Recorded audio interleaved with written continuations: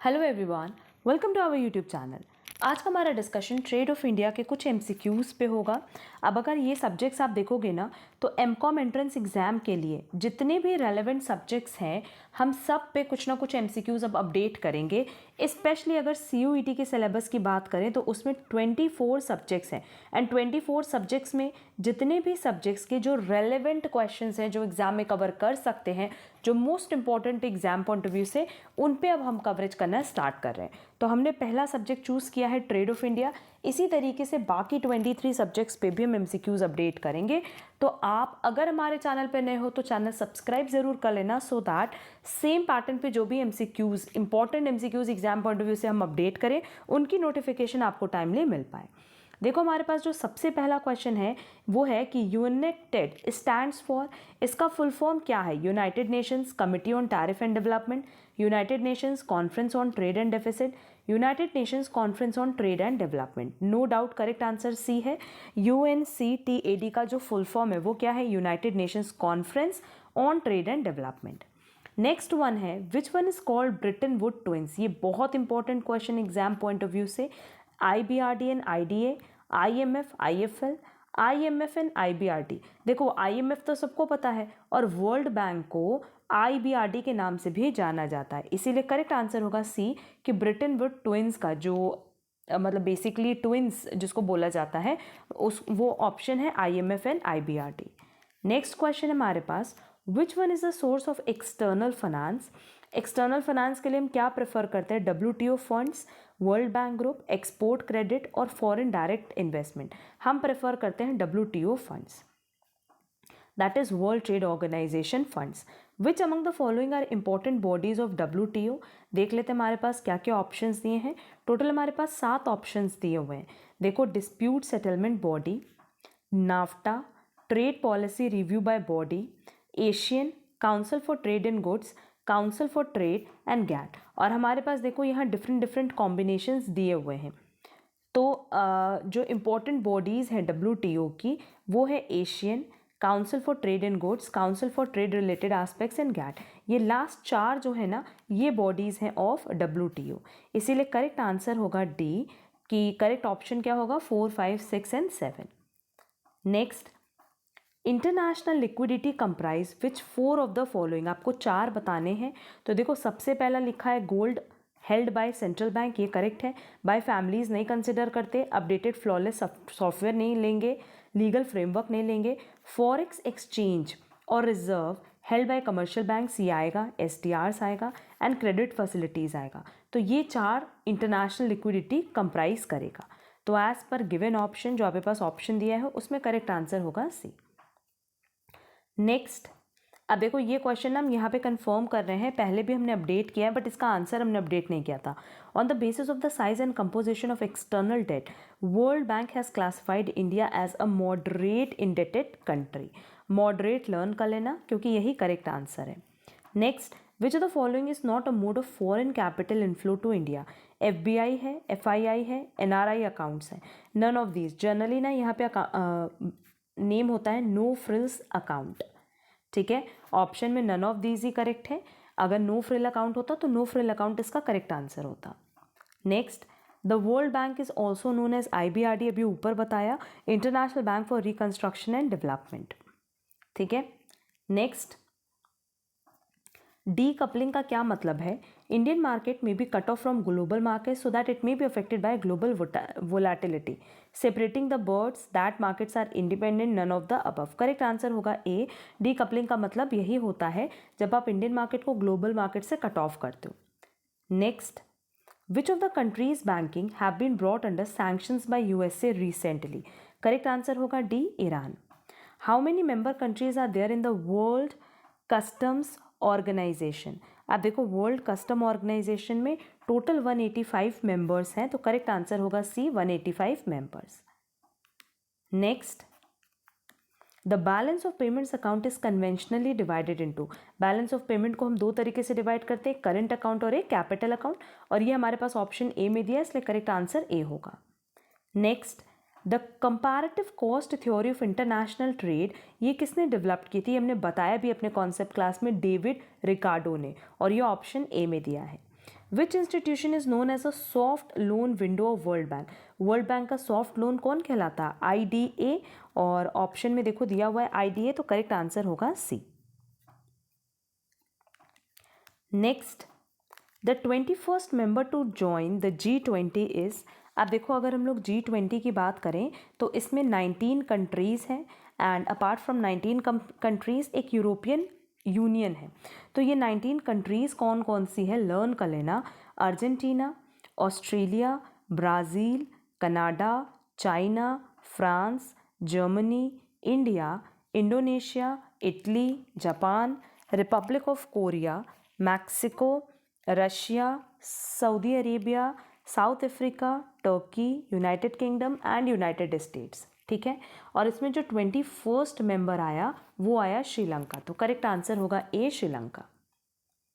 Next, the amount of gold reserve currencies and special drawing rights available for the finance of international trade is known as international liquidity, SDR और IMF। इसको हम कहते हैं international liquidity. यही अभी ऊपर बताया भी था ना कि वो गोल्ड जो सेंट्रल बैंक हेल्ड कर रही है, ठीक है, वो रिजर्व जो कौन हेल्ड कर रहा है, कमर्शियल बैंक, उसको हम इंटरनेशनल लिक्विडिटी में कंसिडर करते हैं। नेक्स्ट हमारे पास मैच द फॉलोइंग है। वर्ल्ड बैंक किस ईयर इस्टेब्लिश्ड हुआ था? 1944। इंटरनेशनल फाइनेंशियल कॉरपोरेशन हुआ था 1956। इंटरनेशनल डेवलपमेंट एजेंसी या एसोसिएशन हुआ था 1960 एंड एशियन डेवलपमेंट बैंक हुआ था 1966। तो as per given option correct answer है A. Next, which of the following is a basic objective of the World Bank? To provide social service, to provide financial assistance, to promote economic growth और to eradicate poverty। देखो poverty eradicate करना भी इनका objective है, पर जो ज़्यादा prime objective है वो है फाइनेंशियल असिस्टेंस प्रोवाइड करना। Next, which of the following is not an international financial institution? ये सिंपल है इसलिए बता रहे, करेक्ट आंसर होगा ICICI। In balance of payment account, all goods exported and imported are recorded in visible account, that is correct answer होगा B।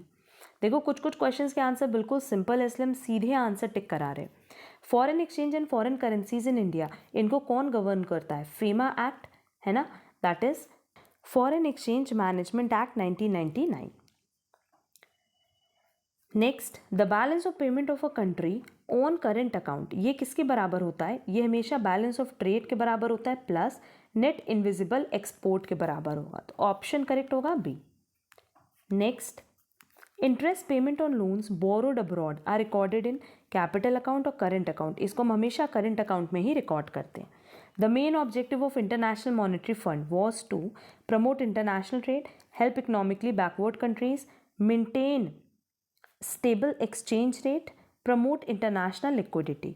Correct answer होगा कि ये ज़्यादा फोकस किस पे करती है? इकोनॉमिकली बैकवर्ड कंट्रीज़ को हेल्प करती हैं बेसिकली। वैसे तो ये इंटरनेशनल ट्रेड भी प्रमोट करती हैं, बट मेन ऑब्जेक्टिव बी है।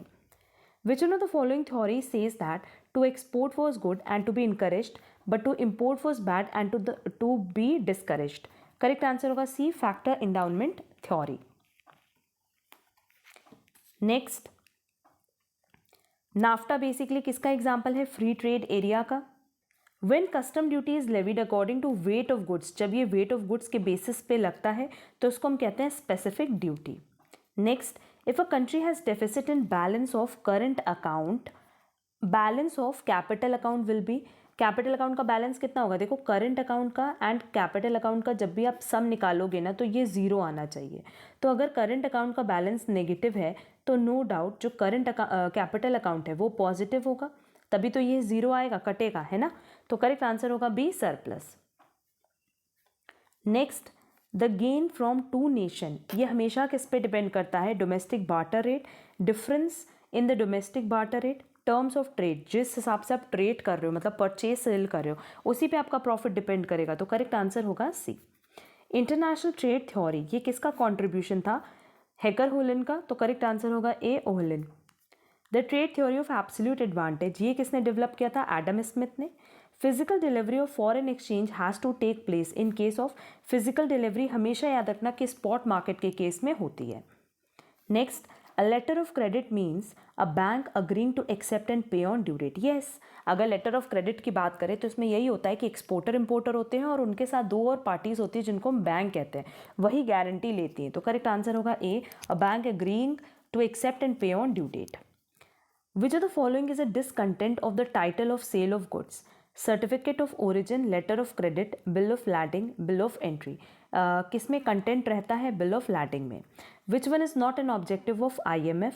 To promote international monetary cooperation है, to ensure balanced international trade है, to finance productive efforts. No, ये इनका काम नहीं, इंटरनेशनल मॉनिटरी फंड का काम ये नहीं है। EPCG का फुल फॉर्म क्या है? इसका फुल फॉर्म है export promotion and credit guarantee. Next, which one of the following matches correspondence to the member and observer countries of the SAARC? देखो, ये क्वेश्चन हमने पहले भी डिस्कस किया हुआ है अपनी क्लास में। इसका ना जो करेक्ट आंसर है वो फर्स्ट एंड सेकेंड है, क्योंकि फर्स्ट एंड सेकेंड एकदम करेक्ट मैच है as per SAARC. 8 member nations हैं एंड 9 उनके ऑब्जर्वर्स हैं, ठीक है। Which one is not an international organization? SAARC है, SM है, एशियन है, बट CBDT नहीं है। ये basically central board of direct taxes की बात कर रहा है। ब्रिक्स में कौन कौन सी कंट्रीज आती हैं? ब्रिक्स में आएगी Brazil, Russia, India, China and south Africa. That is correct answer होगा C। Next, out of the following which one is not related with WTO? Trips है, मिनिस्ट्रियल कॉन्फ्रेंस है, ट्रिम्स है, बट ट्राई नहीं है, तो correct answer होगा D। Which one is not the form of FDI? Purchase of existing assets in foreign currency, new investment in property, plant, equipment, making investment is a mutual fund. In the mutual funds, transfer of many type of asset. देखो, FDI मतलब foreign direct investment, और जब आप existing asset को purchase करते हो तो ये foreign direct investment नहीं है, तो correct answer होगा A। और लास्ट क्वेश्चन है, which one of the following is not the advantage of MNCs to the host country? Increase in social activities, economic activities, natural resources, R&D। देखो, ये 3 तो होगी MNCs में, बट सोशल एक्टिविटीज़ इंक्रीज नहीं होगी, क्योंकि वहाँ पे बेसिकली फोकस होता है प्रॉफिट मोटिव या प्रॉफिट जनरेट करना। क्लियर? तो करेक्ट आंसर होगा A। ये ओवरऑल बहुत जो इंपॉर्टेंट MCQs से related to trade of India वो हमने डिस्कस कर लिए। इसी तरीके से हम बहुत सारे सब्जेक्ट्स जो हमारे CUET के सिलेबस का पार्ट है सबके लिए हम MCQs डिस्कस करेंगे, तो आप हमारा चैनल ज़रूर सब्सक्राइब कर लेना। एंड अगर आपको आज का वीडियो पसंद आया तो वीडियो को लाइक, कमेंट, शेयर ज़रूर करना, सो दैट हम इसी तरीके के वीडियोज़ और अपलोड कर सकें एग्जाम के पहले। उम्मीद करते हैं कि आपको आज का क्लास पसंद आया होगा। बहुत जल्दी हम नेक्स्ट सब्जेक्ट के MCQs के साथ मिलेंगे। आज के लिए बस इतना। Thank you so much.